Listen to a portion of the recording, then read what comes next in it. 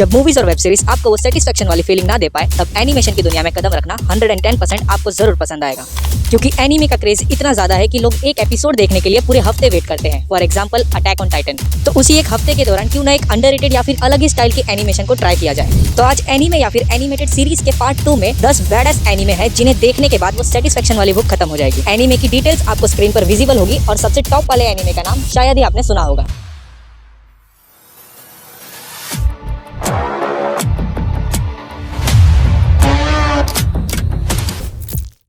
Number 10 पे है battle games इन 5 second. Anime अपने नाम की तरह ही 5 सेकंड्स में बैटल दिखाती है और इसके पहले ही बैटल में हमारे मेन हीरो के पास कोई भी सुपर पावर्स नहीं होती और सामने वाले के पास सुपर पावर्स होती है। फिर भी हमारा मेन हीरो अपने दिमाग से पूरा वो बैटल खेलता है और उसी जानलेवा बैटल के बाद वो एक गेम में पार्टिसिपेट करता है जो एक मिस्टीरियस गर्ल मियोन ऑर्गेनाइज करती है। मियोन अपने सभी पार्टिसिपेंट्स को सुपर पावर्स देती है और उनके बीच में बैटल करवाती है। एनीमे स्टार्ट से ही एकदम तेजी रफ्तार से भागती है और बैटल के वक्त एनिमेशन की क्वालिटी गिरने के बजाय बढ़ जाती है। कुछ एपिसोड्स के बाद ये एनीमे थोड़ा स्लो जरूर हो जाता है जो कि कुछ लोगों को पसंद नहीं आएगा, बट आपको अकीरा की पावर्स जरूर पसंद आएगी। YouTube पर ही फ्री में अवेलेबल है, जरूर देखना।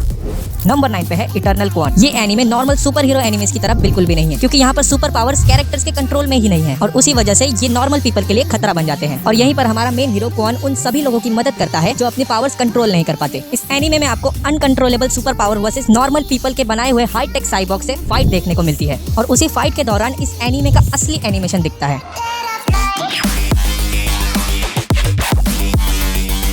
कई जगह पर स्टोरी प्रेडिक्टेबल हो जाती है, बट एनीमे अपनी क्वालिटी लूज नहीं करता। एनीमे को 6 एपिसोड्स में ही कंप्लीट किया है और इसका कोई दूसरा सीजन भी नहीं है, तो इसे मिस मत करना।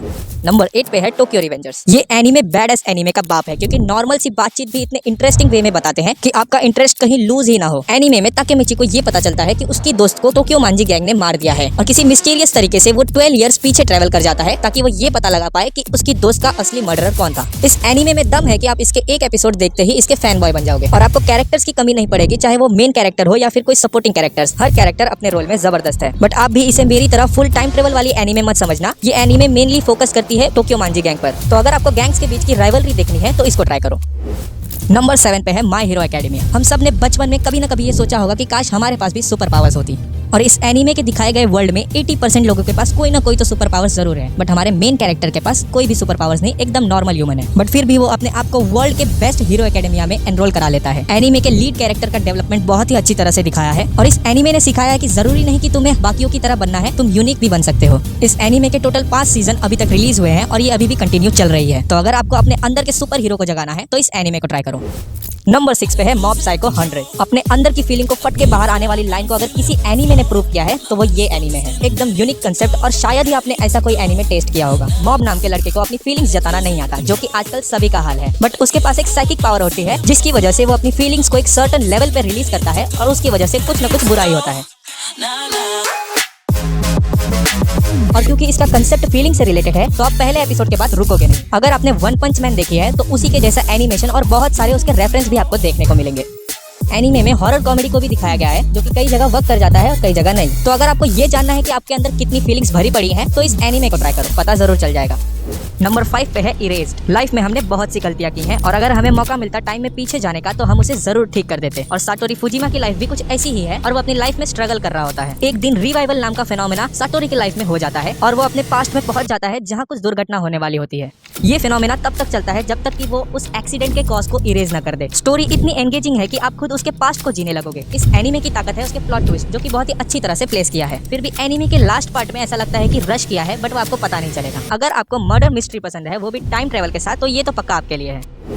नंबर 4 पे है विनलैंड सागा। स्टोरी में कैरेक्टर डेवलपमेंट अगर अच्छा हो तो आप उस स्टोरी से इमोशनल लेवल पर कनेक्ट हो जाते हैं। थॉरफिन नाम के छोटे बच्चे को अपने फादर की मौत का बदला लेना होता है और उसी बदले की आग में उस कैरेक्टर के अंदर जो बदलाव आते हैं वो आपको जरूर एक्सपीरियंस करना चाहिए। अगर आपको गेम ऑफ थ्रोन्स पसंद आई थी तो आपको ये भी पसंद आएगी। और चाहे बिग फाइटिंग सीन्स हो या फिर छोटा डुएल, एनिमेशन की क्वालिटी हमेशा एक्सट्रीम ही है। कैरेक्टर्स जैसे कि एस्केलेड, उन पे ट्रस्ट करे या ना करे ऐसे डिलेमा में फंसा जाती है। भले ही एनिमेशन और डायलॉग्स ग्रेट हैं, बट कई फाइटिंग सीन्स में बैकग्राउंड म्यूजिक फीका पड़ जाता है। अगर आपने अटैक ऑन टाइटन देख लिया है तो इसे देखो ये भी उतना ही अच्छा लगेगा। नंबर 3 पे है आर्केन। 2021 की one of the best animated series है आर्केन। राइटिंग, कैरेक्टर एडेप्टेशंस और एनिमेशन सब टॉप लेवल का है। ये कोई एनीमे तो नहीं है, बट फिर भी कई एनीमे से बेहतर स्टोरी और एक्शन सीन्स है इसमें। आर्केन की स्टोरी सेट है सिटी ऑफ पिल्टोवर और उसके नीचे के डिस्ट्रिक्ट ऑफ जोन की, जिसमें कि डिस्ट्रिक्ट ऑफ जोन में रहने वाले लोगों को बहुत ही तकलीफ में जीना पड़ता है और पिल्टोवर के लोगों ने उन पर कब्जा कर रखा है। इन सब सिचुएशन के बीच कैसे वी और पाउडर की कहानी इंक्लूड होती है और कैसे पाउडर को जिंक्स बनने पे मजबूर कराती है। सीरीज अपने वर्ल्ड को एक्सपांड अच्छी तरह से करती है, जो इसे समझने में इजी बनाता है। जिंक्स के कैरेक्टर से रिलेट जरूर करोगे और बाकी सभी कैरेक्टर्स भी एकदम अमेजिंग है। ये सीरीज एक गेम का एडेप्टेशन है, जिसके लिए आपको गेम की नॉलेज होना बिल्कुल भी जरूरी नहीं है, तो फटाफट से जाके इसे देखो। दूसरे नंबर पे आती है कोड गियास। ये एक ऐसा एनीमे है जिसमें आपको डेथ नोट और अटैक ऑन टाइटन के कैरेक्टर्स का मिक्सचर देखने को मिलेगा। बट ये एनीमे उन खास डेथ नोट फैंस के लिए है जिन्हें डेथ नोट देखने के बाद वैसे ही एनीमे देखने का मन करता है। स्टोरी फॉलो करती है एक हाई स्कूल बॉय लेलूश को, जो कि एक एक्सट्रीमली इंटेलिजेंट और रेगुलरली चेस गैम्बल करता था। बट एक दिन उसे एक पावर मिलती है जिसका नाम होता है गियास, जिसकी मदद से वो दूसरों को कंट्रोल कर सकता है, बट सिर्फ एक बार। और अब वो उसी पावर से पूरे वर्ल्ड के एम्परर ब्रिटानिया को खत्म करना चाहता है। दिमाग में घुस के कंटेंट प्रोवाइड करती है ये एनीमे, जिसके वजह से आपका दिमाग भी प्रेडिक्शन करने लग जाता है। भले ही ये एनीमे पुराना हो और इसकी एनिमेशन क्वालिटी भी पुरानी हो, बट इसके प्लॉट ट्विस्ट और पॉलिटिकल एंगल देखने में आज भी उतना ही मजा आता है। और अगर आपको भी दिमाग दौड़ाने वाला कंटेंट पसंद है तो इसको देखना मत भूलना।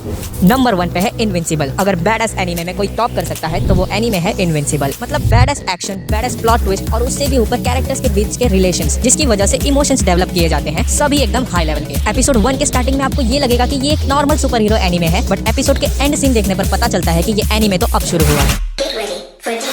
सिर्फ एक एपिसोड देखना और फिर पता चलेगा कि मैं कौन से सीन की बात कर रहा था। मैंने इसे टॉप पे इसके एक्शन सीन्स के एनिमेशन की वजह से रखा है, क्योंकि इतना सारा खून खराबा आज तक किसी एनिमेशन में मैंने देखा नहीं है। बिना कोई पॉजिटिव पॉइंट्स के इस 18+ एनीमे या फिर एनिमेटेड सीरीज को देखो, जेन्युइन वाला सेटिस्फेक्शन मिलेगा। ये थे 10 बैडएस एनीमे जो अंडररेटेड के साथ साथ यूनिक भी है, और इन्हें देखने की लिंक आपको डिस्क्रिप्शन में मिल जाएगी। वैसे अगर चैनल रिकमेंड हो ही गया है और आप वीडियो के एंड तक पहुंच ही गए हो तो चैनल को सब्सक्राइब कर लो, और अगर वीडियो अच्छी लगी है तो लाइक करना और शेयर कर दो अपने फ्रेंड्स में।